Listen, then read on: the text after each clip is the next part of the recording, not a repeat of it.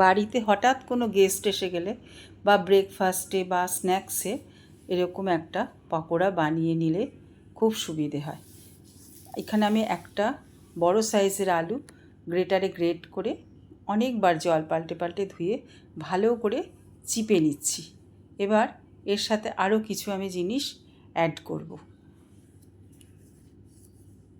দিয়ে দিচ্ছি পেঁয়াজ। পেঁয়াজও আমি দুটো বড় সাইজের পেঁয়াজ দিয়েছি, আর তার সাথে দিয়েছি কিছু কাঁচা লঙ্কা কুচি।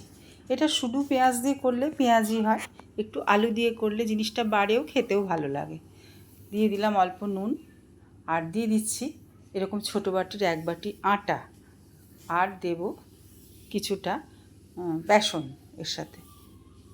ওই রকম বেসনও ওই রকম ছোটো কাপের 1 কাপ কি তার থেকে একটু বেশি হতে পারে, সেটা আর আমি মাপলাম না, দিয়ে দিলাম। আর দিয়ে দিলাম এরকম ছোটো বাটির আধ বাটিরও কম একটু সুজি, এতে খুব পকোড়াটা ক্রিস্পি হবে।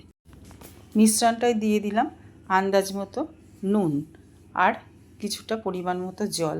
খুব বেশি পাতলাও হবে না এটা, আর খুব একেবারে শক্তও হবে না। এবার একটু চ্যাপটা চ্যাপটা করে পেঁয়াজির আকারে এগুলো দিয়ে আমি ভেজে নেব তেলের মধ্যে দিয়ে। এটা খেতে মুড়ির সাথে তো ভীষণই ভালো লাগে, এমনিও সস দিয়ে খেলেও যথেষ্ট ভালো লাগে।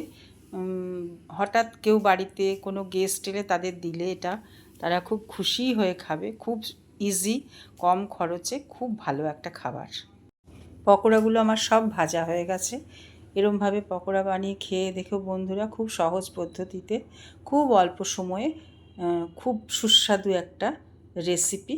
কেমন লাগলো তোমাদের জানিও, আর ভালো লাগলে একটা ছোট্ট কমেন্ট করো। তোমরা সবাই ভালো থেকো, সুস্থ থেকো। আবার তোমাদের সঙ্গে দেখা হবে, কথা হবে। ধন্যবাদ।